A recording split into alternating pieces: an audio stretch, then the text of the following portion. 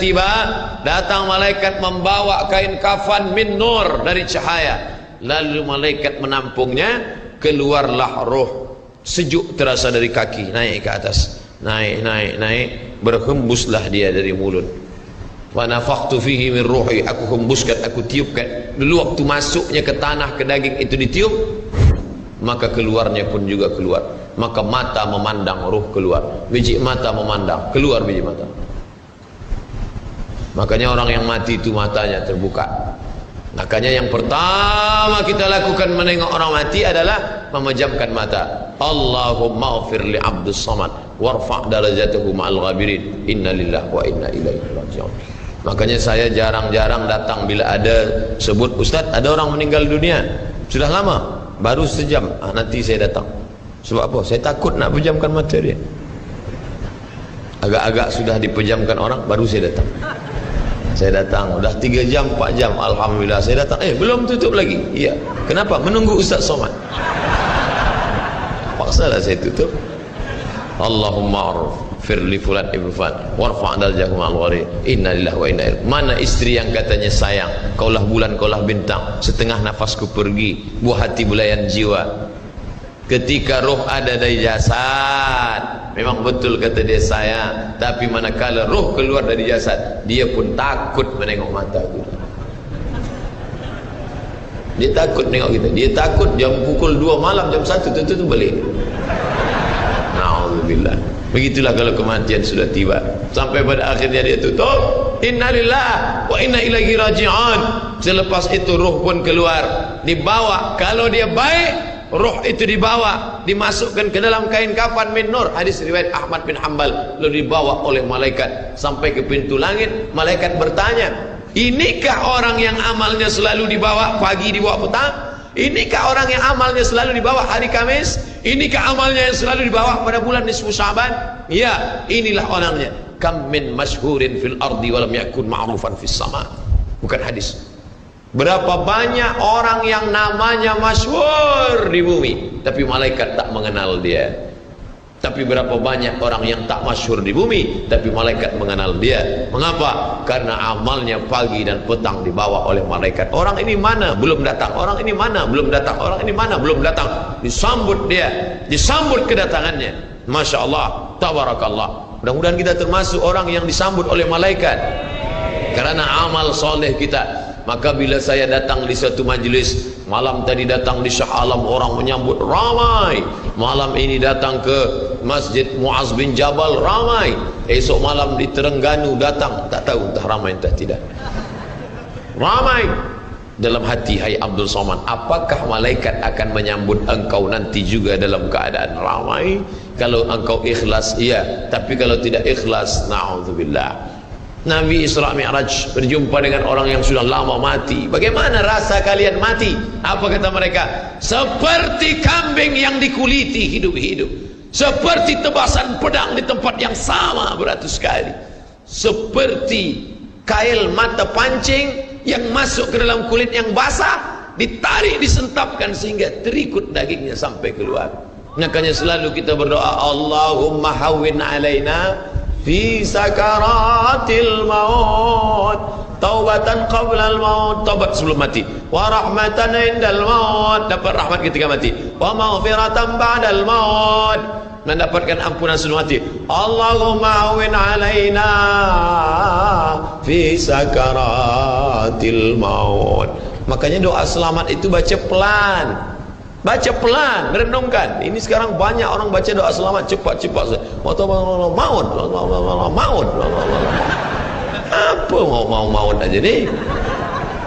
Saya tak pernah menghafaz doa itu pakai kertas, tak pernah. Wa taubatan qabla al-maut, wa rahmatan indal maut, wa maghfiratan, belum pernah. Kenapa Ustaz boleh hafaz? Sebab dulu dibawa oleh ayah, dibawa oleh bunda, dibawa dalam acara tahlil, dibawa dalam kenduri orang mati, dibawa. Tiap hari telinga mendengar Tuan Imam membaca pelan, maka kita ingat. Wa taubatan qabla al-maut wa rahmatan indal maut. Anak-anak kita ini walaupun mereka lari sana sembang sini, tapi telinga mereka mendengar. Dan anak-anak ini hafaz. Kadang anak hafaz, ibu bapa tak hafaz.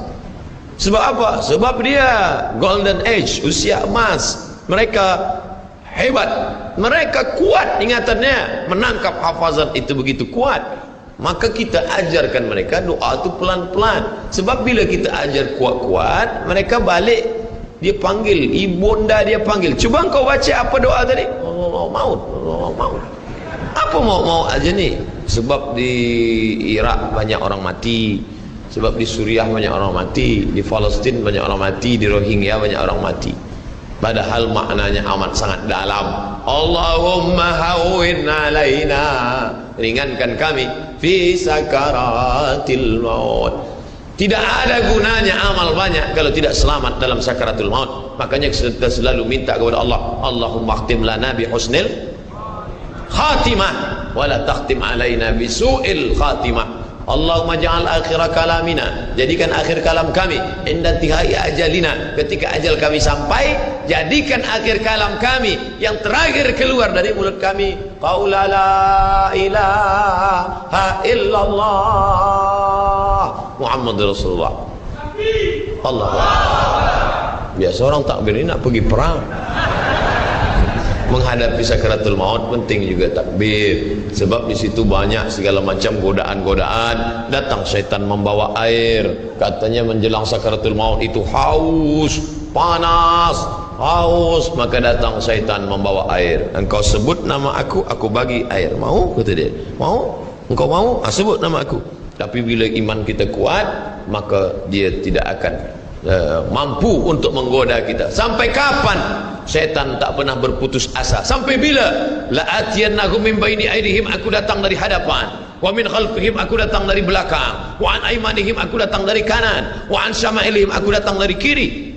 Datang dia, datang dari hadapan, datang dari belakang, datang dari kanan, datang dari kiri. Oleh sebab itu yang banyak tuan-tuan yang ada berada di sini, tolong berzikir semua. Subhanallah, subhanallah, subhanallah. Kenapa? Dengan zikir itu maka larilah jin-jin setan yang ingin mengganggu. La ughwiyannahum, aku akan goda mereka, aku akan sesatkan mereka. Berapa lama? Madamat arwahuhum fi ajsadihim, selama ruh ada dalam jasad, aku tak akan pernah berhenti sampai akhir keluar jasadnya dalam keadaan mati, tidak menyebut Allah Subhanahu wa taala. Itulah punca mereka. Makanya kita selalu berzikir. Esok pagi terjaga dari tidur automatically, karena kita sudah programkan di kepala kita, manakala terbuka, alhamdulillahilladzi ahyana ba'da ma amatana wa ilaihi nusyur. Selapar-laparnya orang beriman, manakala dia tengok makanan, terus saja dia ingat Allah. Allahumma barik lana fi ma razaqtana wa qina azabannar. Tapi ada setengah umat Islam, bila dah kenyang saja baru ingat Allah. Alhamdulillah. Bila tak kenyang tak ada ingat Allah SWT. Na'udzubillah. Oleh sebab itu maka inilah hidup yang singkat ini. Bila pernah kita bersedekah, itulah yang akan menolong. Laula aghartani ila ajalin qarib, kalau engkau beri aku umur panjang ya Allah, apa yang akan kulakukan? Fa as-saddaqa, aku akan bersedekah. Wa akum minas salihin, aku ingin beramal saleh. Malam ini tajuknya Masya Allah, ini tazkirah terakhir, ini tazkirah akhir, last, dan tajuknya pun akhir pula. Mudah-mudahan ini tazkirah terakhir, tapi bukan terakhir bagi saya. Andai mati tidak masalah. Allahumma ja'al hayata ziyadatan li fi kulli khair. Kalau engkau takdirkan aku besok masih hidup ya Allah, jadikan hidupku itu ziyadatan li, sebagai amal tambahan. Kalau mati malam ini, Allahumma ja'alil mauta rahatan lana min kulli syarr. Kalau aku mati, maka kematian ini berhenti berbuat dosa. Orang beriman tak pernah sedih. Kalau dia mati, berhenti buat dosa. Kalau bertambah pahala. Andai Abdul Somad esok pagi masih hidup, bertambah pahala, dia akan tazkirah, dia akan bagi pelajaran. Andai Abdul Somad mati malam ini, alhamdulillah, berhenti melihat dosa. Dosa apa? Masuk airport, dosa. Masuk ke plane pesawat terbang, dosa. Dosa apa? Dosa mata. Takkan tak kita tengok? Mata terbuka, takkan kita tutup? Maka orang beriman sentiasa menjaga dirinya Tak pernah dia berkeluh kesah, tak pernah dia mencaci maki. Kenapa aku matikan aku ya Allah? Kenapa umurku pendek ya Allah? Ridha kepada Allah. Itu yang selalu kita katakan, raditu billah rabba wa bil islami dina wa bi Muhammadin nabiyyan wa rasula. Aku ridha. Ada yang lebih hebat daripada haji mabrur, ada yang lebih hebat daripada jihad fisabilillah, ada yang lebih hebat daripada zikir dan baca Quran. Apa dia? Ridha bi qada'illah, ridha menerima keputusan Allah. Makanya banyak lelaki yang ridha manakala meninggal istrinya, datang orang, apa tuan tak menangis? Aku ridha menerima ini, Ustaz. Memang dah lama aku tunggu-tunggu. Oh, ini bukan ridha, ini memang penyakit. Oleh sebab itu maka makna ridha adalah tak berkeluh kesah. Setelah orang masuk ke dalam surga, mendapatkan kenikmatan surga, Allah bertanya, "Madza turidun?" Hai penghuni surga, apa lagi yang kalian inginkan?